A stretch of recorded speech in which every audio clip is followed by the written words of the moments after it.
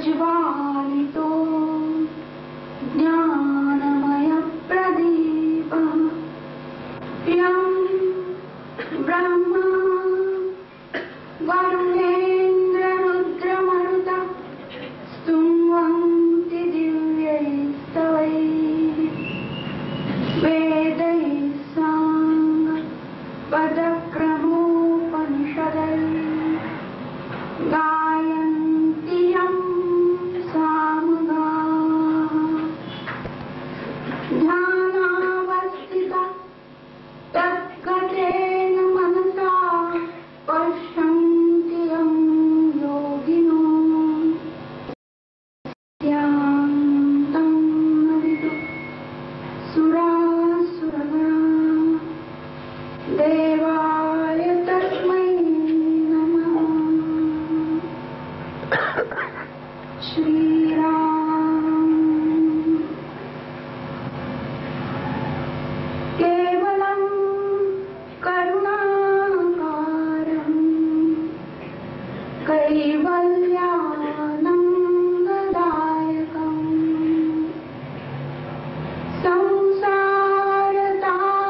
संसारतापशमनं समर्थं समदर्शिनम् स्वयं प्रकाशं संसिद्धं स्वरूपानन्द सद्गुरुं पावनं परमं शान्तं पावसेवासिनं भजे। सोऽहं सिद्धिसुसम्पन्नो नाथसन्धानसंस्थिता वीतरागो विशेषश्च श्रीगुरु पातु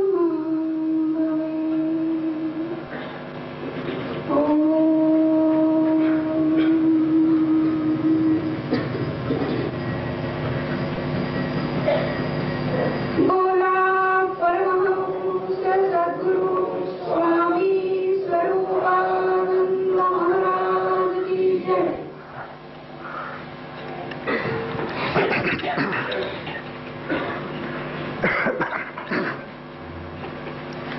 अभयम सत्व संशुद्धि ज्ञान योग व्यवस्थिति दानम दमश्च यज्ञश्च स्वाध्यायस्तप आर्जवम 16व्या अध्यायातला हा पहिला दैवी संपत्ती कशाला म्हणतात ते आता चाललेलं आहे. पहिला श्लोक आहे, आणखीन 2-4 श्लोक आहेत. दैवी संपत्ती ही मोक्षाला उपयोगी आहे, आसुरी संपत्ती ही निबंधनाला उपयोगी आहे असं पुढे म्हटलंय. दैवी संपत विमोक्षाय निबंधाया सुलीमतः. आता ही दैवी संपत्ती आपल्याला जर मुक्त व्हायचं असेल, जर परमार्थ खऱ्या अर्थाने करायचा असेल, वरपांगी करून काही उपयोग नाही. परमार्थ जर जीवनामध्ये आपल्या मुरवायचा असेल, तो जीवनात मुरला नाही तर परमार्थाला काय हे अर्थ नाही. पुष्कळ सांगितलं, दया, क्षमा, शांती, प्रेम, सुख, सगळी मूल्य जी आहेत ती सगळीच्या सगळी परमार्थातली सांगितली, प्रवचने केली, व्याख्यानं केली, ऐकलं पुष्कळ. पण त्यातलं काहीही जर आपल्या जीवनात आलं नसेल तर काय उपयोग, त्याचा काही नाही परमार्थ. मग ते कृष्णमूर्ती म्हणतात, what is Bible to you, what is Gita to you. तुला काय उपयोग आहे गीतेचा? गीतेत पुष्कळ सांगितलं, पण तू जर आपली चाल सोडत नाही. म्हणून साधना लागतात, आणि साधनेमध्ये दैवी संपत्ती प्राप्त करून घेणं ही मुख्य साधन. अभयम ह्याच्यावरचं व्याख्यान आपण पाहिलं. कर्मा कर्माची या मोहरा उठू ने दोन्ही अहंकारा, संसाराचा दरारा सांडीला येणे. संसाराची भीती टाकून दिली. अभय भीती कसली असते संसाराची? त्या इन्कम टॅक्सची भीती, त्या सेल्स टॅक्सची भीती, त्या मृत्यूची भीती, त्या आजारपणाची भीती, दात येण्यापासून दात पाडण्यापर्यंत सगळं आपल्याला भीतीदायकच आहे. तसं बघितलं तर ते काय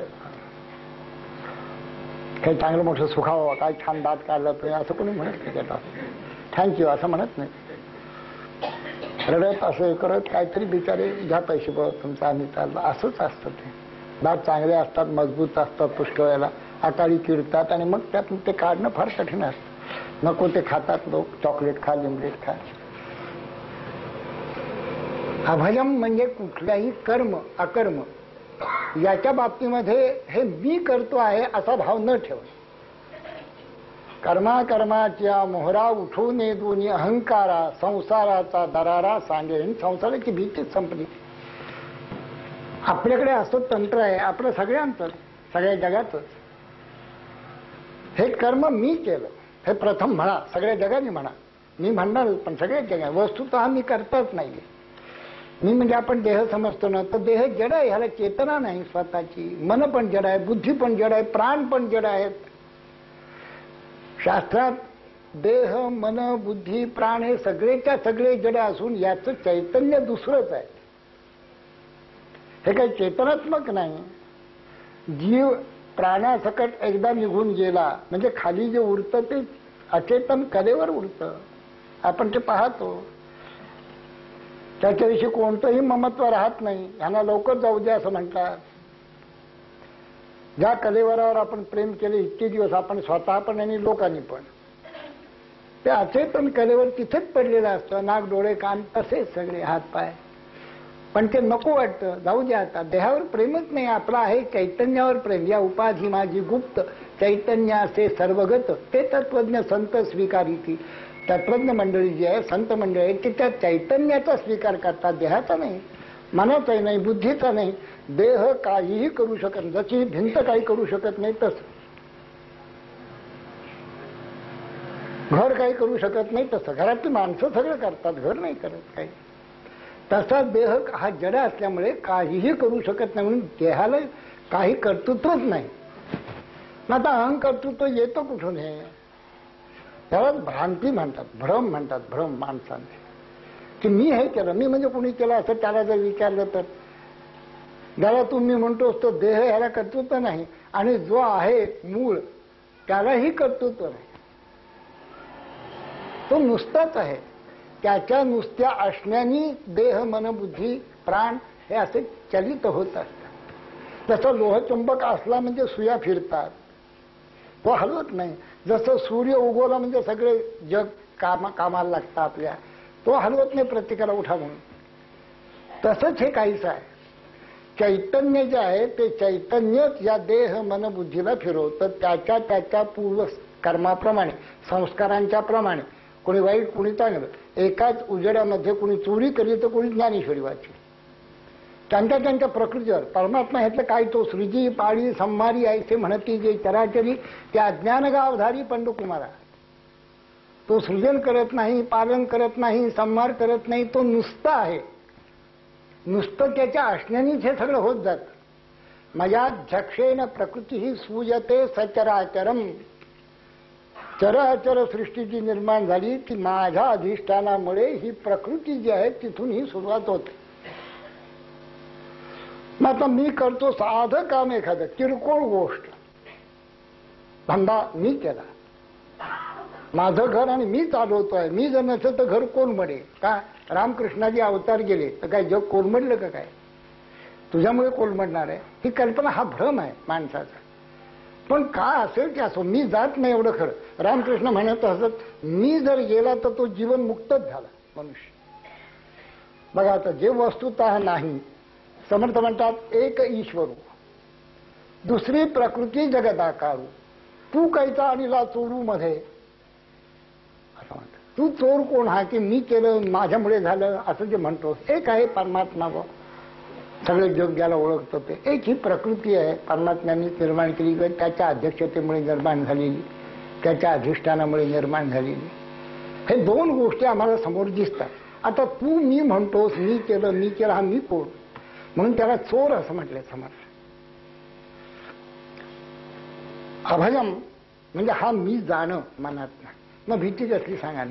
एकदा देह मन आणि बुद्धी हाही मी नव्हे, मी चैतन्य, मी परमात्माचा असा बोध 6 अहम बोधानी जर झाला एखाद्या महात्म्याला, एखाद्या उत्तम साधकाला, त्याला भीती कसली. म्हणून अभयम ह्याचं व्याख्यान आपण बघितलं. आणि सत्व संशुद्धीचं व्याख्यान चालू आहे. सत्व संशुद्धी म्हणजे चित्तशुद्धी, मन निर्मळ राहणं. मनामध्ये काम, क्रोध, लोभ, मत्सर, दंभ आणि अहंकार जर असतील सारखेच, अशी कल्पना करा. आपल्या काम म्हणजे नाना तऱ्हेच्या कामना. आमच्याच विषयीच्या कामाला काम म्हणत नाही, सगळ्याच कामना. पैशाची असते, मानमर्तबाची असते, कपड्यांची असते, घरादारांची असते, पुत्र पौत्रांची असते. पुत्र समजा रांकेला आले तर लग्न मुलाचं लग्न झालं, त्याला मुलगा, तो मुलगाच व्हायला पाहिजे. आपण पाहिला शक्य तितका, कारण प्रॉपर्टी बरीच आहे, ते मुलीकडे जाता कामा. आणि एक दोन मुलीच झाल्या तर माझी पंचायत पुन्हा. म्हणजे कामना या सगळ्या प्रकारच्या कामना आपल्यामध्ये असतात. आमचं कामना नाही. म्हणजे त्या इतक्या चमत्कारिक आहे की आपण कुठलीही वस्तू कोणाकडेही जरी बघितली तरी ती नुसती बघत नाही, आपण ती डोळ्याने बघून हृदयामध्ये साठवून ठेवतो अंतःकरणात. हे मोठं विचित्र आहे आपलं.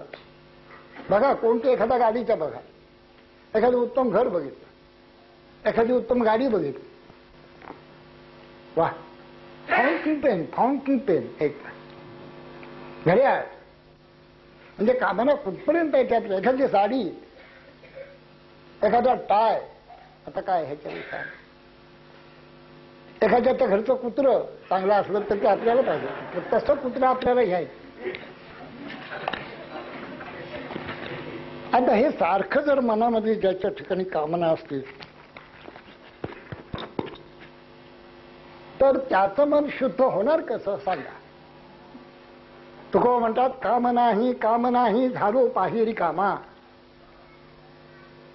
फावल्या त्या करू चेष्टा, निश्चळ द्रष्टा बैसून. आपुल्या छंदे जन विनोदे विरुळ तसे. ते आपल्या छंदांनी नाचू दे, पण एकाएकी तुका लोकी निराळा. लोकात असून देखील तुकाराम निराळा, असं तुका. विनोबा म्हणत असत की बासरी जर असेल ती वाजायची असेल तर आतमध्ये चुना, विटा, धूळ, माती, दगड हे असून कसं वाढणार. ते साफ करायला पाहिजे. तसं आपल्या मनामध्ये जोपर्यंत मत्सर आहे, द्वेष आहे, त्वेष आहे, अहंकार आहे, लोभ आहे, काम आहे, क्रोध आहे, एवढं सहन होत नाही, लगेच रागवलं. डॉक्टर देखील म्हणतात, भाऊसाहेब आता रागवू नका, तुमचं बीपी किती वाढलंय बघा. सगळं माहिती असतं आपल्या स्वतःला देखील. येतं वाटता कामा नाही, आपण रागवता कामा नाही. आपण शांती आपल्या देहासाठी तरी धरली पाहिजे. जाऊ दे ती ज्ञानेश्वरीन तो दासबोधन भगवद्गीता. आपण जर जगायचं असेल, आपलं बीपी वाढून आपल्याला त्रास, चक्रा 40, 50, 60च, इतकी सगळी मंडळी आपल्यामध्ये असं काही व्याप करत असतात, धुमाकूळ नुसता मत्सर कायदा. जरा कोणाचं थोडं बरं होतं असं वाटलं की ह्याच्या पोटात उगाच गोळा, काही कारण नाही. खरं म्हणजे जरा आपल्या भावाला का होईना 2 पैसे अधिक मिळायला लागले तर कसं काय त्याला मिळालं. मी त्याच्यापेक्षा वस्तूचा हुशार, शाळेमध्ये कॉलेजमध्ये हा तसा बघितला तर थर्ड क्लास मनुष्य, पण तो आता किती पैसे मिळून बसला, 10 लाख रुपये द्यायचे आहेत असं म्हणतात. मला काय तेवढे पैसे मिळाले नाहीत. काय अहंकार. आणि अहंकार तिथून कुठपर्यंत जातो माणसात आणि का मन दूषित होतं. एक श्रीमंत पेशंट होता, त्याने 3-4 डॉक्टर्स तपासत होते. असतात श्रीमंत मनुष्य असं म्हणजे साहजिक आहे, त्यांच्या पाठीमागे निर्णायक लोक असतात. त्यातले डॉक्टर आहे, काय वकील आहे, शेवट वकील यावं लागतात. डॉक्टरांचे इलाज संपले की वकील येतात. तर ते डॉक्टर 3-4 ट्रीटमेंट देत होते. आता तो पेशंट जवळ आसन्न मरण झाला होता. त्यातला एक डॉक्टर मित्राला म्हणाला, मित्रा, हे सगळ्यांनी जी डायग्नोसिस केली आहे ती मला मान्य नाही. शेवटी पोस्टमॉर्टम जेव्हा होईल ना तेव्हा माझं डायग्नोसिस बरोबर आहे हे कळेल. म्हणजे काय अहंकार. म्हणजे पोस्टमॉर्टम करायचंच ह्याचं, पण मग कळेल की माझं डायग्नोसिस कसं बरोबर होतं. हा जो काही एक अहंकार आहे, काम आहे, क्रोध आहे, मत्सर आहे, एकमेकांच्या विषयी दुस्वास आहे मनामध्ये, कुठे मन स्वच्छ नाही, काहीतरी आहे त्याचं. काहीतरी असल्याशिवाय मन मुळी वावरतच नाही असं दिसतं. त्याच्यामध्ये प्रेम पाहिजे, शांती पाहिजे, दया पाहिजे, क्षमा पाहिजे, ईश्वर भाव पाहिजे, गुरुनिष्ठा पाहिजे. ह्या उत्तम गुणांनी ते मंडित झालं तर ते मन अगदी निर्मळ शांत राहतं. त्याला सत्वशुद्धी संशुद्धी असं म्हटलं. पण नुसतं मन चित्त शुद्धी असा शब्द भगवंतांनी पण वापरलेला नाही. आणि त्याच्यावरचं ज्ञानोबांनी जे विवरण केलं ते देखील त्या शब्दाला धरून अगदी संशुद्धी, अत्यंतिक शुद्धी, हे मी आता सांगितलं. शुद्ध करण्याचा मार्ग, शुद्ध कसं होतं, शुद्ध म्हणजे काय एवढं सांग.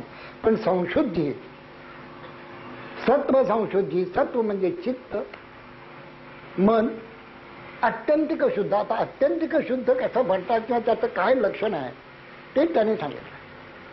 2 ओव्या त्याच्या झालेल्या आहेत आपल्या. अत्यंतिक शुद्ध मन म्हणजे काय, चित्त. ते म्हणतात त्यांनी उदाहरणं सुरुवात केलेली. आता सत्वशुद्धी जे म्हणी दे त्या ऐशाची नी जाणी दे तरी जळे ना विझे राखोंडी दे. हे आपलं झालं, म्हणजे उभी झाली. आपलं होणार नाही. आपलं होणार नाही याचं कारण असं आहे, ते जळेल कोण मग? दुसऱ्याचं बघून जळतो. आमच्या आजोबा तर सारखे जळतच असतात, कोणाचं ना कोणाचं बघून, असं आपण म्हणतो. आमचे वडील म्हणजे काय भयंकर आहेत भाऊ, सारखे असे नुसते संतत. तो कल्याण म्हणतो त्या आत्रेंच्या वंदे भारत नाटकामध्ये कल्याणाचं एक पात्र आहे. तो म्हणतो आपल्या मित्राला गप्पा मारतो, बाप पाठीमागेच उभा असतो, त्याला माहिती नाही वडील उभे आहेत आपले ते. तो मोठ्या मोठ्याने गप्पा मारत असतो. आमचे वडील म्हणजे सनातन धर्माचे पक्के अभिमानी. त्यांच्या टाळक्यामध्ये, म्हणजे डोक्यावर त्यांच्या टाळक्यामध्ये सनातन हिंदू धर्माचा एवढा अभिमान आहे की अक्काडीची काडी जर त्यांच्या डोक्यात ओढलेली पेटते. असं तो सांगत होता, त्या मित्राला सांगत होता. तो मित्र खुणा करत होता, पाठीमागे तुझे वडील उभे आहेत. त्यांनी असं पाठीमागे बघितलं, अरे बापरे म्हणा. ते वडील म्हणतात त्याला, मी इथे कोणी नाटकातले लोक नाहीत ना, असले तर ते म्हणते स्वामींना एवढं पाठांतर कुठलं त्याचं.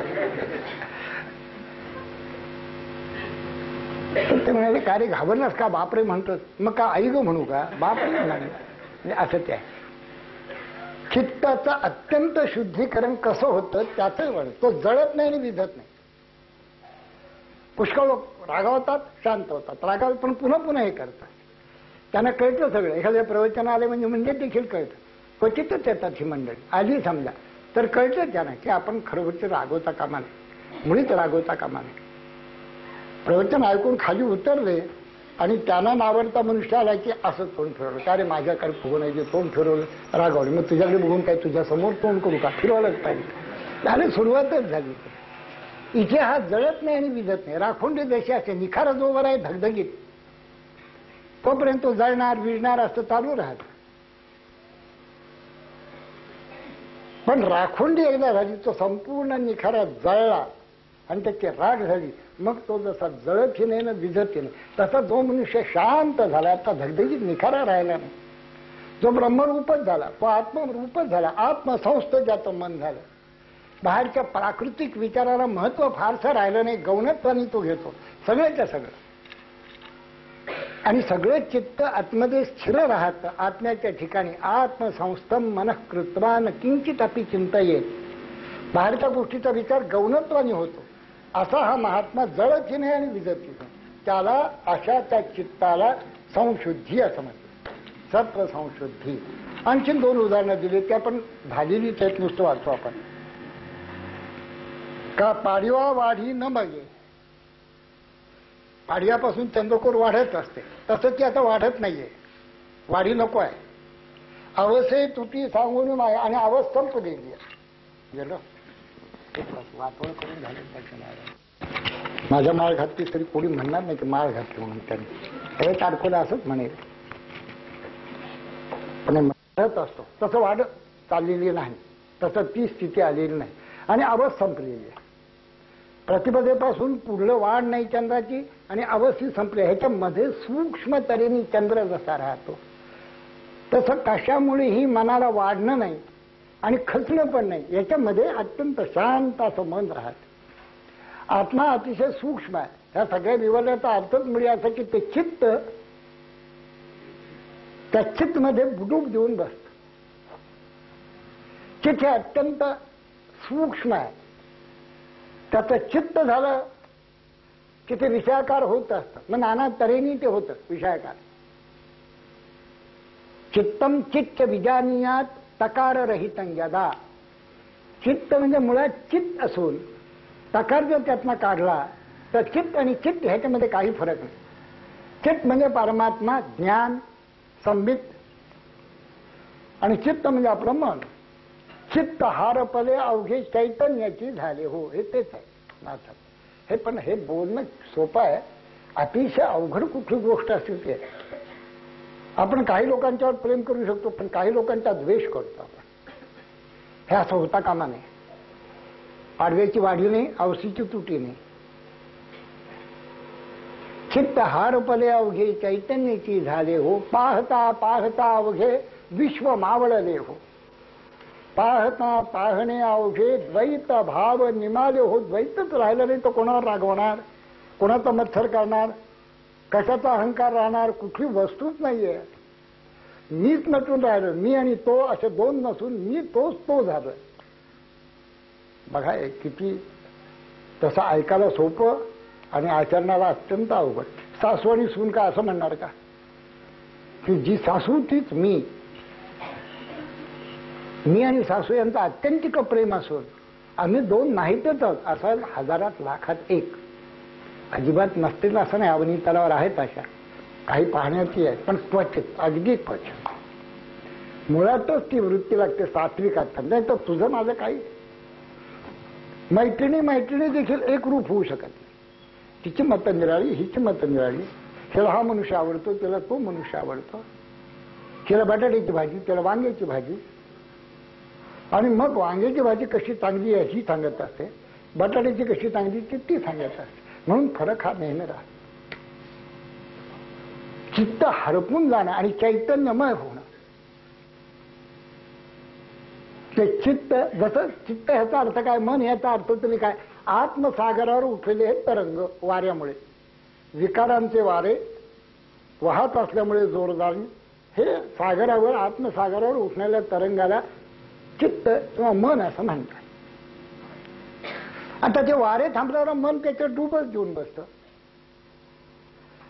काम, क्रोध, लोभ, अभिमान थांबला रे थांबला की ते मन राहतच नाही, मनपणात राहत नाही, ते आत्मरूपच होऊन राहत. झालं शांत मन, सूक्ष्म झालं. आत्मा हा सूक्ष्म आहे, बाकी सगळे स्थूल आहेत, विषय सगळे स्थूल आहेत. कुठलाही विषय असला तरी, घर दार कुणी, कुठलाही पुत्र पौत्र सगळे विषय स्थूल आहेत. स्थूल मन असलं की मन देखील स्थूल होऊन जात. जितका विषय सूक्ष्म त्याला व्यापणारं मन देखील अत्यंत सूक्ष्म होऊन जात. म्हणून पाडव्यापासून वाढणारी चंद्रकला नाही आणि अमावास्येची तिथे संपलेली आहे. आता पुढे काही व्हायचंच नाही. त्याच्यामध्ये जसा चंद्र अत्यंत सूक्ष्म, त्याला बघायचं म्हणजे दुर्बीणच पाहिजे. द्वितीयता दिसतो थोडाफार, पण प्रतिपदेचा आणि अमावास्येच्या मध्ये जसा चंद्र अत्यंत सूक्ष्म असतो, तसं कुठल्याही संकल्प विकल्पाची ओढी नाही, ती सगळी टाकलेली आहे. कुठल्याही विषयाचा ध्यास नाही. असं शांत मन, तृप्त मन, समाधानी मन, जे जगाला आवश्यक आहे ते. आज संबंध जगाला कसली जर आवश्यकता आज असली तर शांत मनाची आवश्यकता आहे. शांती आपोआप येत नाही. उपनिषद म्हणतात, नित्यो अनित्यानाम चेतनश्चेतनानाम एको बहुनाम यो विदधाति कामान. अशा त्या परमेश्वराला, तम आत्मस्थम ये अनुपश्यंती धीरा, त्या व्यापक प्रभूला जे आपल्या ठिकाणी हृदयस्थ पाहतात, तेषाम शांती नेतरेशाम. बाकी त्यांना शांती कदापिही मिळणार नाही. कितीही पैसे मिळाले तरी, किती गाड्या असल्या तरी, किती घरं बांधली तरी, किती पत्नी चांगली असली तरी, किती मुलं चांगली निघाली तरी. कारण शांती हा त्या स्थूल विषयांचा धर्म नसून शांती आत्मस्थ परमात्म्याशी एकरूप होण्याचा धर्म आहे. म्हणून अत्यंत सूक्ष्म जो आत्मा, त्याला व्यापून राहणारं मन हे संशुद्ध मन असं म्हणतात. नुसती शुद्धी मी मला आधीच सांगितलं, हे संशुद्ध. ना तरी ग्रीष्मे सांडली, नाही वार्षिये मांडली. वर्षा काळ संपलेला आहे, पूर नदीचा, आणि ग्रीष्म ऋतू अजून आलेला नाही. ह्याच्यामध्ये जसं निजरूपाने गंगा राहते, तसं विषयांचा पूर गेलेला आहे.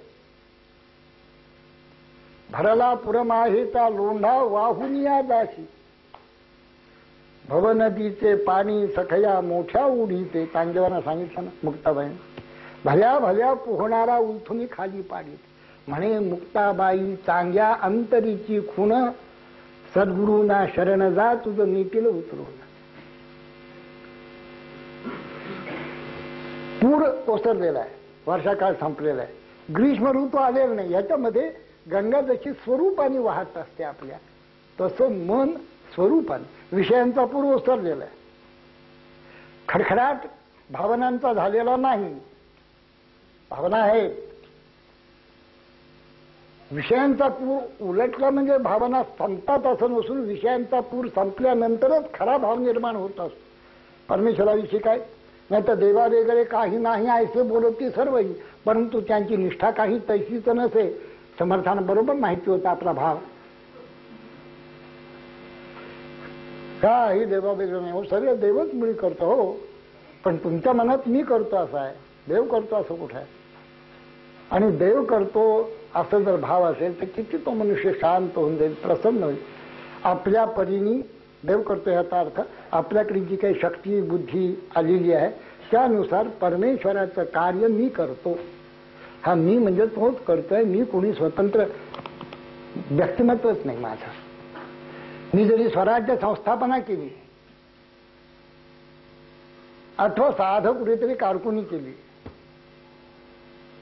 तरी करता करविणारा एकच तो परमात्मा असून देह मन बुद्धी हे कर्तृत्वच त्याला नाहीये, त्यामुळे मी करता नाही असा बोध ज्याच्या कोणाच्या पूर्व भाग्याने होईल तो कसा शांत होईल. सारखे रडणारी माणसं मी बघितलेली आहे, सारखे रडतच असतात. म्हणजे काही असो नाही तर काही नसतो ते रडतच असतात. आता ऑफिस मधनं आलंय, 5,000 रुपये पगार आहे, सोफा सीटवर बसलेला आहे, बायको चहा आणायला गेलेली आहे. आता ऑफिसचं काम झालंय, आता शांत बसायला काय हरकत आहे का? काही कुणी छळाला आलेलं नाही, ऑफिसर इथे दत्त म्हणून समोर उभा राहिलेला नाही, मंत्री येणार आहेत असं कुठे पत्र आलेलं नाही, काही असं झालेलं नाही. आता स्वस्तपणे चहा येतोय, आपण आरामशीर बसायचं, आता थकून दबून भागवायच्या, मागचं तरी पुढलं तरी. या क्षणाला कदापि जगणार नाही, आता इतकं चांगलं आहे ना सगळं, या क्षणात आनंदात राहावं ना, नाही मागचं तरी आठवेल, नाही तर पुढलं तरी आठवेल. म्हणून ते कृष्णमूर्ती सारखं सांगा, live from moment to moment, प्रत्येक क्षणाला जगा. पुढील पैसा पारुखे, मागीला आठवावे ते ठाके, माझी सरसीये भूमिके समाधीर आहे, मन कसं शांत समाधी याचा. पुढला आठवण नाही, पाठीमागचं नाही, या क्षणाला आता आत्ता आपण किती आनंदात होता. आत्ता जर कुणी हुंड्या बिंड्या काय आहेत, एखादा धंदा व्यापारी, उद्याचं काय, चेकचं काय, उद्या काय करायचंय याचा जर विचार करत त्याच्यासारखा दुर्भाग्य कुणी नाही. आता फक्त ज्ञानेश्वरीने आपण आहोत. जेवत असताना जेवण आणि आपण जेवताना कसला आठवता, ज्या क्षणाला जे आपण करतो त्या त्या ठिकाणी आपण पाहिजे आणि भगवंतही तिथेच पाहिजे. कसं वाटतं ना, ऐकायला किती छान वाटतं. पण भगवंत तिथे नसतो, हाही तिथे नसतो, दोघेही नसतात तिथे. हे त्याचं आणखीन वैशिष्ट्य आहे. भगवंत नसतोच नसतो ह्याला माहितीच नाही. आपण नुसतं म्हणायचं वदनी कवळ घेता नाम घ्या श्री हरी, ते एक घासाला नाव घेईल ते शपथ. ते वाडवडिलांपासून म्हणत आलेले ते म्हणतात, गतानुगतिको लोको न लोको परमार्थिनः, वदनी कवळ घेता नाम घ्या श्रीहरीचे, सहज हवन होते नाम घेता फुकाचे. किती लोक घेतात सांगा. जीवन करी त्या प्रकारे संकल्प विकल्पाची ओढी, संकल्प आणि विकल्प ह्याची ओढ आहे मोठी. जसं पाण्याला नदीच्या ओढ असते ना तशी आपल्याला फरफटत घेऊन जाईल. याचा तो झपी काउंतेय पुरुषस्य विपश्यतः इंद्रियाणि प्रमाथीनी हरंती प्रसभम मनः, तानि सर्वाणि संयम्य युक्त आसीत मत्परः, वशे हि यस्य इंद्रियाणि तस्य प्रज्ञा प्रति. ज्याच्या ताब्यात इंद्रिय आहेत, सगळ्याच्या सगळ्या गोष्टी माझ्या ताब्यात पाहिजे. पाय हात डोळे कान नाक जीभ सगळं. मी म्हणेन ते खाईल जीभ, ती म्हणेल की मी खाणार नाही, मला फरफटल्यासारखं नेता कामा नये कुठे. किती सुंदर आयुष्य आपल्याला जगता येतं. जे ज्ञानोबा तुकोबा समर्थांनी सांगितलेलं आहे, जे गीता उपनिषदामध्ये सांगितलेलं आहे, हे जीवनाचं शास्त्र आहे. अध्यात्मशास्त्र म्हणजे अध्यात्म एका बाजूला आणि सर्व जीवन एका बाजूला. काय उपयोग काय त्याचा. अध्यात्म नाही वाचलेलं चालेल, मग नाही गीता ज्ञानेश्वरी वाचली जन्मभर तर निदान प्रामाणिक तरी राहील. इथे सगळं वाचायचं ना अप्रामाणिकपणा करायचा, खोटं बोलायचं, लोकांना बोलायचं, खोटा प्रभाव सगळ्या कोर्ट कचऱ्या, आपण होऊन जायचं. दुसऱ्यांदा आलं पाहिजे ना, आपण होऊन जायचं. संकल्प आणि विकल्पाची ओढ संपलेली आहे. संकल्प म्हणजे काय? उद्यापासून मी 10 ओळी ज्ञानेश्वरी वाचेल, हे चांगला संकल्प. आता मी कदापि हे सोडणार नाही. दुसरा संकल्प, 4 दिवस झाल्यानंतर 10 ओव्या वाचल्या पाहिजे का? 5 वाचल्या तर नाही चालायचं का? अहो ज्ञानेश्वरीच आहे ती, जे 10 ओवीत आहे ते 5 ओवीत पण असणार. आपल्याला तृप्त करण्याचं आणि मुक्त करण्याचं सामर्थ्य ज्ञानोबांच्या एका ओवीत आहे असं रामदेव महाराजांनी म्हटलं. आपण 10 ओव्या कशाला वाचायच्या? आधी पंचायत झाले, संकल्प झाले, विकल्प आले. हा मनुष्य आपल्या जन्माचा शत्रू तो मानतो. वस्तुतः तसं आपलं आमचं शत्रुत्व काहीही नाही. आता उद्यापासून काही करायचं, आपण अगदी उत्तम बोलायचं त्याला, अगदी नम्रतेने. तर जर रस्त्यात सहज भेटलं तर आपण जे तोंड फिरवून जातं हे बरं नाही. त्याच्याजवळ बोलायचं, त्याला हाक मारायची, काय कसं काय चाललंय भाऊसाहेब असं म्हणायचं त्याला. आता सगळं बरं आहे ना, आपण या ना एकदा कधीतरी चहाला असं म्हणायचं. 3-4 दिवस झाले त्या गोष्टीला. भाऊसाहेब भेटले एकदा, खरंच भेटलं बरं. की प्रकृतीच आहे ना आणि तो स्वभाव झालाय. स्वभावाला काय औषध आहे? ते नुसते दिसल्याबरोबर ह्यांचं असं आपोआप ऑटोमॅटिक पडिले वळण इंद्रिया सकळा भाव तो निराळा नाही तुझा, आपोआप. संकल्प विकल्पाची ओढ असते. आपल्याला वाटतं इतकं सोपं नाही त्यातनं बाहेर पडणं. या सगळ्याचं उत्तर एक आहे, जर आत्मस्वरूपाच्या ठिकाणी जर मन जाऊन बसेल तर हे होईल. आणि आत्मस्वरूपाच्या ठिकाणी मन बसणं इतकं अवघड खास नाही. आपण ठरवलं मात्र पाहिजे आणि 10-20 वर्ष साधना मात्र केली पाहिजे. जी योग्यची साधना आहे, नामस्मरण, ध्यान धारणा, ही साधना केली आणि त्याला अनुषंगिक असे सगळे विषय असायला पाहिजे. त्याला विरुद्ध विषय असता कामा नाही. झालं काही अवघड त्याच्यामध्ये नाही. तैसी संकल्प विकल्पाची उडी सांडून रजतमाची कावडी. संकल्प विकल्प तेव्हाच जातात जेव्हा रजतम जातात. रजतमाची कावड घेऊन हा चाललेला आहे. आता संकल्प विकल्प जाणार कसे बरं? मन हे संकल्प विकल्पात्मकम मनः. संकल्प आणि विकल्प सारखे करत बसणं हेच मुळे मनाचं काम आहे. आणि ते मन रजोगुणाच्या फांदी तरळत असे, रजोगुणावरती असतं. रजतमाची कावडी भरभरून हा जर चाललेला आहे तर संकल्प आणि विकल्प जाणार कसे? म्हणून रजतमाची कावडी प्रथम खाली ठेवली पाहिजे. संकल्प विकल्पाची ओढ गेली पाहिजे. मी जेव्हा करीन काही नाही, मी कोणी नाही, माझं काही नाही. करणे का न करणे आघवे तूच जाणे. विश्व तळत असे येणे परमात्मेनी. उनिया पुरियाचे काही उरून जीव आपल्या ठाई. सजात करून घी जीवित्व आपले. माळी जेऊ ते नेले तेऊ ते निवांतची गेले. तया पाणी ऐसे केले हो हवे का. माळी जसा नील तसं पाणी जसं जातं. ते पाणीच खरं म्हणजे सगळ्या झाडांना चौटवे आणतं, पोषण करतं. पण माळी जसं नेईल तसं आपलं सर्व जीवनच मुळे लोकधारासाठी पाहिजे. फेडित पाप ताप कसं ज्ञानेश्वरी आहे. जो ज्ञानेश्वरी न वाचता मरतो, म्हणजे मी म्हणत नाही, मामा म्हणतात, सोनोपंत म्हणत. महाराष्ट्रात जन्म, मराठी मातृभाषा, गाथा वाचली नाही, दासबोध वाचला नाही, ज्ञानेश्वरी वाचली नाही, महात भागवत वाचला नाही. तो जरी प्राईम मिनिस्टर असला म्हणजे झाला समजा, कोणी महाराष्ट्राचा होणार नाही सहसा, पण झाला समजा महाराष्ट्राचा कोणी प्राईम मिनिस्टर जर झाला तरी त्याचं जीवन व्यर्थ गेलं असं समजावं, असं सोनोपंत म्हणत असत. मी म्हणेन काय करावी ती 32 लक्षणे. नाक नाही तेडे वाया गेले. 32 लक्षणी मुलगी आहे, फक्त नाकावर म्हशीने पाय दिलेला आहे. आणि त्या आजी म्हणत असत नाकावर म्हशीने पाय गेले, वाक्य मुलगी चांगली. हे सगळं जीवन जे काही भगवद्गीतेने सांगितलेलं आहे आपल्याकडे आदर. आज 4000 वर्ष ग्रंथ राहतो, याचा अर्थ आपण बघा. त्याचा जर जीवनाशी संबंध नसता तर कोणी वाचला असता तो ग्रंथ? काय जरूर आहे? कटाकादंबऱ्या 2 दिवस वाचतो, आपण फेकून देतो. हजारो वर्ष कुठे ग्रंथ राहतो का? ज्या ग्रंथामध्ये जीवनाची शाश्वत मूल्य आहेत तेच ग्रंथ राहतात. जेणे भवबंध तुटे, भवबंधाचं छेद व्हायला पाहिजे ना. भव सिंधू आटे, भगवंत प्रकटे या नाव ग्रंथ. असं समर्थाने ग्रंथाची व्याख्या केली. ग्रंथ कसा भवबंध तुटला पाहिजे, भवसिंधू आटला पाहिजे, भगवंत प्रकट झाला पाहिजे. भागवत असे ग्रंथ जे आहेत त्याच्यातनं हे होत असतं. तेच हे आपल्याला रजतमाची कावड बाजूला ठेवायला सांगतात. किती त्या राजस आणि तामस गुणाचा आपल्याला स्वतःला अभिमान किती. सत्वगुणाचा नाही, इतका राजस आणि तामस गुणाचा अभिमान. मी पूजा करतो असं मोठ्या अभिमानाने कोणी सांगेल. मी ध्यानाला बसतो ही ते भीत सांगतात. मी पण करतो बरं का ध्यान. असं सांग. मोठा धंदा आहे आमचा. 3 पिढ्या आहे. रत्नांचा धंदा आहे, पुन्हा हिरेमानकांचा धंदा. म्हणजे काही नाही तरी आम्ही 10-5 लाख रुपये वर्षाला कमवतो. म्हणजे हे सांगायला कोण अभिमान द्याला, कोण अभिमान म्हटलं.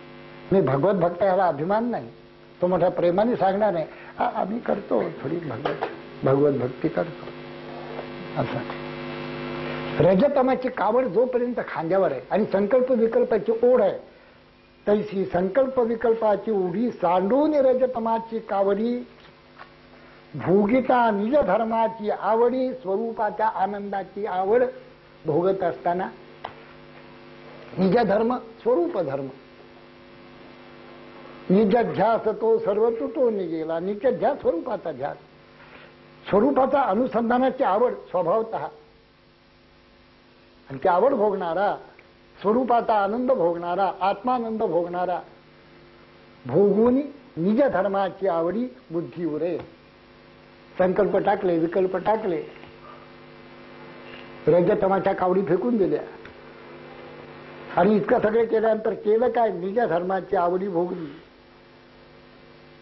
ही मंडळी गेल्याशिवाय स्वरूपाचं अनुसंधान लागेलच कसं? नुसतं ध्यानाला बसून स्वरूपाचं अनुसंधान लागत नाही. प्रथम पथ्य रोगू न गणिजे घरी पथ्याची. जो पथ्य पाळतो त्याच्या घरी फारसा रोग येत नाही. रोज भजी खातात, मिसळी खातात, पाव खातात, भाकरी खायची, चहा प्यायचं नाही. साधी गोष्ट आहे, त्यात काय अवघड काय? आमच्या घरात कुठे आता कोणी चहा पितं सांगा? काय चहामध्ये काय अवघड आहे? चहा टाकणं काय अवघड आहे? लागलं व्यसन म्हणजे अवघड आहे. आता दारू जे पीत नाही त्यांना दारू समोर बघितलेली त्याचा वास घेऊन देखील आपल्याला. तंबाखू जे खात नाही त्यांनी खाऊन बघावा एकदा. जे खाणारे आहेत ते अगदी असं असं करून काय तो ब्रह्मानंदम परम सुखदम. ती टाळी म्हणजे जी नाथाने म्हटली तीच का काय कोणाला? ह्या टाळीने मोक्षाला जातो का काय असा आनंद असतो. पण जे खात आहे त्यांनी जेवल्यावर थोडं तंबाखू खाऊन बघा आणि तो खाऊन बघ तेवढं सगळं उकून पडेल उलटून जे घाललेलं आहे. इतकं ते वाईट सगळं.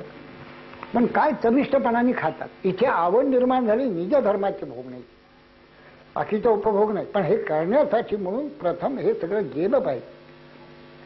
रजतम गेले पाहिजे. हे जात नाही. आपल्याला सांगतो किती तुम्ही साधना करा, काय वाटेल ते करा. मग कसं जायचं? संतांच्या संगतीने जातात. क्वचित प्रागजन्य जर संस्कार चांगले असतील तर जातात. पूर्वीचे संचित जय जन्मींची कमाई, तिसरीची काही गुरुकृपा. ह्या 3 गोष्टी, ह्या गोष्टी आपोआप रजतमाची कावडी खाली ठेवली जाते. संकल्प विकल्पाची ओढ राहत नाही. एखादा संकल्प आला काय लक्ष नाही, विकल्प आला काय त्याच्याकडे लक्ष नाही. लक्ष कुठे आहे? निज धर्म. सदा स्वरूपानुसंधान हेची भक्ती, हेची ज्ञान. त्याने तुटवणी कर्मबंधन परम समाधान प्राप्त होय. आपल्याला सगळ्यांना समाधान पाहिजे, शांती पाहिजे, तृप्ती पाहिजे. त्याच्यासाठी ज्या गोष्टी आवश्यक आहेत त्या आपण करत नाही आहोत आणि ज्या अनावश्यक आहेत गोष्टी त्या करत राहतो संबंध जन्मभर. पुढे 60 वर्षाचा मनुष्य वस्तुता कसा तेजपुंज पाहिजे, त्याला अनुभवाचा गाभा पाहिजे सगळा. मरतुकडा होता का म्हणे 60 वर्षाचा मनुष्य? काय होणार आमच्याने आता? असं कदापि वाटतं का? म्हणजे विवेकानंदांचं पाऊल जसं पुढे आहे तसं पुढे पाहिजे त्याचं पाऊल. 60 वर्षाच्या माणसाचं देखील पाऊल पुढे पाहिजे. त्याची ताकद पाहिजे, त्याला जिद्द पाहिजे. ही सगळी जिद्द जी जाते ना ते आमच्या या रजतमाच्या कावडी खांद्यावर वाहून जाते. नको ते खात राहतात, नको ते पीत राहतात, नको ते बोलत राहतात, नको ते करत राहतात, नको तिथे जात राहतात. डोळे तुम्ही घ्यारे सुख, पहा विठोबाचे मुख. तुम्ही ऐका रे कान माझ्या विठ्ठलाचे गुण, मनात तेथे धाव घी. घरी विठ्ठल हृदय. ज्याच्या अंतःकरणामध्ये शांत मूर्ती, प्रेमळ मूर्ती, हास्य मूर्ती बसलेली असेल बरं का भगिनी माझ्याबरोबर चालले होते गाडीतनं. म्हटलं आमका तमका मनुष्य काय खडूस आहे म्हणाल. खडूस आहे खडूस. असं आपल्याबद्दल रिपोर्ट यावे बहुसंख्य लोकांच्या, असं बरं नाही. हा मनुष्य प्रेमळ आहे असं पाहिजे, हा मनुष्य शांत आहे असं पाहिजे, ह्या माणसाला बरोबर प्रपोर्शन्स कळतात जीवनाचे असं पाहिजे. व्यायाम किती करायचा, ध्यान किती करायचं, नामस्मरण किती करायचं, आपला उद्योगधंदा किती करायचा, झोपायचं कसं, उठायचं कधी, काय खायचं, काय प्यायचं, प्रपोर्शनेट पाहिजे. ते सगळं गीता ज्ञानेश्वरी सांगते, बाकी कुठलंही शास्त्र सांगत नाही. बेडवाकडे खाल्लेली जे परिणाम होतात ते मग डॉक्टर लोक सांगतात असं असं झालं, तुम्ही एवढं भाऊसाहेब आता करायचं सोडून द्या. आता 60व्या वर्षी कुठला सोडतो, 10व्या वर्षापासून धरलंय त्यांनी. भोगिता निजाची आवडी बुद्धी उरे, तैसी संकल्प विकल्पाची ओढी, तांडून रजतनाची कावडी, भोगिता निज धर्माची आवडी बुद्धी उरे. इंद्रियवर्गी दाखविली या इंद्रियांनी जे पटकन करतो, कारण वेळ झाली. आणि ह्याचं लक्षण माझं आत्ता नाही लक्षात यायचं, नंतर येतं. इंद्रियवर्गी दाखवली, इंद्रियांनी जे जे काही दाखवलं असेल ना, विरुद्ध अथवा भले या चांगले अथवा वाईट भोग इंद्रिय दाखवत असतात ना. आता आपण सहज हलवायच्या घरावरनं जातो, तिथे जिलबी गरम गरम करताना जिलबीसारखं वाईट पकवान नाही. आधी ते पीठ, ते आंबवलेलं, ते तळलेलं डाळडामध्ये, साजूक तूप कुठले आणणार, बहुतेक जिलबी साजूक तुपातली नसते आणि असली तरी वाईट असते. पण त्याचं पुन्हा डाळडा वाईट, ते पीठ वाईट, ते आंबवलेलं वाईट. आणि तसल्या 10-12 खायच्या 50च्या वेळेला. आपणच आत्माईव ही आत्मनो बंधू, आत्माईव रिपुर आत्मा, आपणच आपले बंधू, आपणच. इंद्रियवर्गी दाखविल्या विरुद्धात्वा भले या, विस्मयो काही केल्या नुटी चित्त कदापिही चंचल होत नाही. वरवर दिसायला जे चांगलं आहे आणि आपण पटकन घ्यावं असं वाटतं, असा काही विषय इंद्रियांनी दाखवला तरी याच्या चित्तामध्ये क्षोभ नाही, चंचल होत नाही. असे त्यांचं ठीक आहे, मला नको, मला हे पाहिजे. एक धरीला चित्ती आम्ही रखुमाईचा पती, असं पाहिजे. त्याने झाले अवघे काम निवाराला भवश्रम, असं पाहिजे. एक धरला, आम्ही पक्का धरला, आम्हाला आता काही विषय समोर दिसू द्या. चित्ती बैसले चिंतन नारायण नारायण, पक्क झालं. असं पक्क एकदा निज धर्माची आवड झाली म्हणजे इंद्रिय वर्गाने जे जे दाखवलेलं असेल, विरुद्ध असो भले असो, चांगला असो वाईट असो, विषय इंद्रियवर्गी दाखविल्या विरुद्धात्वा भले या, विस्मयो काही केल्या नुठी चित्ती कदापि चित्त चंचल होत नाही. कशा तऱ्हेने गावा गेली या वल्लभू, नवीन लग्न झालंय त्यांनाच ही उभी लागू आहे. 5-10 वर्ष झाली ना, मग गावी गेले हे बरं झालं. जरा गावी गेले, महिना 15 दिवस राहायचं तर बरं. सारख्या आजूबाजूला तेल किती घातलं, तूप किती घातलं, ही भाजी काढायची दिसते बाई, हे सगळं सारखं डोक्यावर बसण्यापेक्षा जरा 4 दिवस मला मोकळीक आहे. हे गेले, गावाला गेले, आनंदाने सांगते मैत्रिणीला हे गावाला गेले. पण हे अगदी प्रथम नवीन लग्न झालेलं आहे, 1 महिना 2 महिने झालेले आहेत, त्यावेळेच्या ह्या गोष्टी आहेत. गावा गेली या वल्लभू, पतिव्रतेचा विरह क्षोभू, ती विरहाने बिचारी जळत असते पतिव्रता. भलते सणी हानी लाभून मनी गेली. मग आता काही सण असो, आज व सण आहे, सासूबाई सांगतात श्रीखंड करूया आपण, पण तिचं लक्ष नसतं, तिचं लक्ष सगळं तिकडे आहे. तसं काहीही विषय दिसू देत समोर. वल्लभ म्हणजे परमात्मा हा गावाला गेलेला आहे, मला भेट नाहीये त्याची, मी त्याच्यासाठी झुरते. म्हणून विषय काही जरी समोर आले तरी नको, एक परमात्माच पाहिजे. आता अनन्य होऊन बसले. नमनी जीवी ते मी शेवटची ओवी, सत्स्वरूप रुचलेपणे.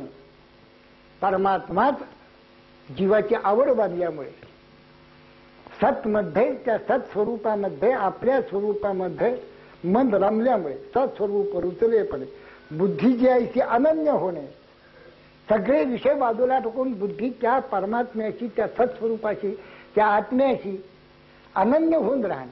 आणि बुद्धी विषयांना सोडून पाठीमागे वळून एकदा तिथे बसली खऱ्या अर्थाने, खऱ्या तर आनंद, सुखाने, समाधाने याच्याखेरीज काहीही दुसरं मिळत नाही. असं सारे संत, ऋषी, मुनी, साधक चांगले चांगले सगळ्यांचा अनुभव एकच आहे.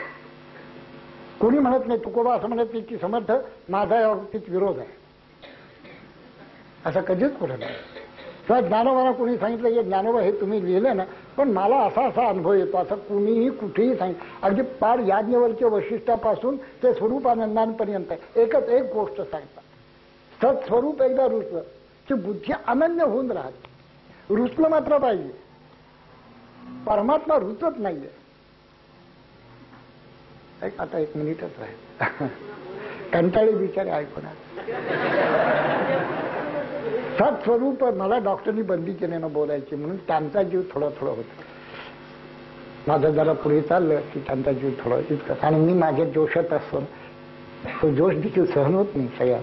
सत्स्वरूप रुचलेपणे आपण आपलं चालू ठेवायचं. बायका येणारच आताच नाही का आपण वाचलं. सत्स्वरूप रुचलेपणे बुद्धी जी आहे ती अनन्य होणे.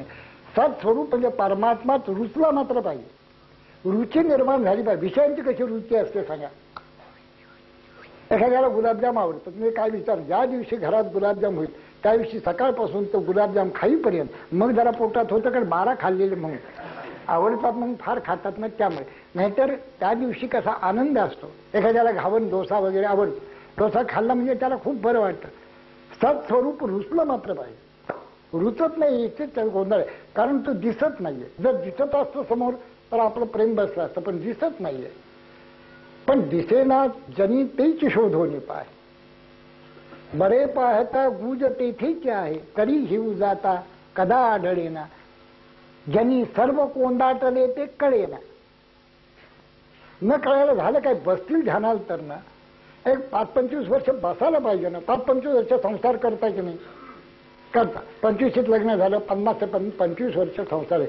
पुढे ना आता खाली ठेवाल की नाही किल्ल्या, जानवं काढून आपल्या ते किल्ले बिल्ले सगळ्याच्या मुलाच्या स्वाधीन करायला. आता काय, अरे नाही, मी आहे तोपर्यंत नाही. अहो आता मुलगा कुठे कळायला लागलाय त्याला. आता 25 वर्षाचं म्हणजे काय फार झालं काय. आम्हाला अजून कळत नाही संसारातले बारकावे, त्याला कसे कळणार. मग आता जन्मभर तेच करा. सत्स्वरूप कसं रुचणार सांगा. सत्स्वरूप रुचलेपणे बुद्धी जी आहे ती अनन्य होणे, मग बुद्धी एकरूपच होते. त्या सत्स्वरूपाची एकरूपच होते. बुद्धी जी आहे ती अनन्य होणे ते सत्वशुद्धी म्हणे. केशी हंता, केशी दत्त्याचा नाश करणारे जे गोपाळकृष्ण ते म्हणतात याला सत्वसंसिद्धी म्हणतात. की सत्स्वरूप एकदा ते आवड निर्माण झाली म्हणजे बुद्धी त्याच्याशी एकरूप होऊन राहते अखंड. म्हणजे सकाळी दुपारी संध्याकाळी 1 तासभर सकाळी आपण ध्यानाला बसलो तेवढ्यापुरती ती अनन्य झाली होती, आता तशी राहिली नाही असं कदापि होत नाही. किंवा 1986 साली जसं होतं आता 90 साली तसं वाटत नाही. आमच्या साधनेत काही चुकतं का काय असं कदापि होणं शक्य. रुचलं मात्र पाहिजे. आवडतं जग आणि ध्यान करतो ईश्वराचं. मग ध्यान करत असताना ते सगळे जग येतात त्याच्यापुढे. परमात्मा आवडला पाहिजे. मग जगात फिरत असताना देखील तोच पुढे येणार. नवीन लग्न झालं म्हणजे बायको जशी सारखी समोरच असते, बरोबर आहे ना. पहिल्या वर्षात 2 वर्षात काही विचार नका. त्याला असं वाटतं की हिच्यासारखं आणखीन जगात कोण नाही, तिला वाटतं ह्याच्यासारखं म्हणजे यांच्यासारखं आणखीन कोण नाही. पुढे 4-5 वर्ष झाली म्हणजे ते कमी होतं पुढे, आणि पुढे 10 वर्ष झाली की आपण लग्न केलं ते बरोबर का चूक असं वाटायला. म्हणजे आपण एकटे जर असतो समर्थांसारखे त्याच वेळेला का बुद्धी झाली नाही, सावधान म्हणताना पळून जाईल असं होतं. सत्स्वरूप रुचलं पाहिजे. ते रुचत नाही हे गोंधळ. असं रुचलं म्हणजे बुद्धीचे अनन्य होते. त्यावेळेला ती बुद्धी ते मन अत्यंतिक शुद्ध झालं असं म्हणावं. ओम तत्सत्. विठ्ठल विठ्ठल विठ्ठल. नमितो योगी थोर विरागी तत्वज्ञानी संत, तो सत्कविवर परात परगुरु ज्ञानदेव भगवंत. ओम ईशावास्यम् इदं सर्वं यत्किंच जगत्यां जगत् तेन त्यक्तेन भुञ्जीथाः मा गृधः कस्य स्विद्धनम्.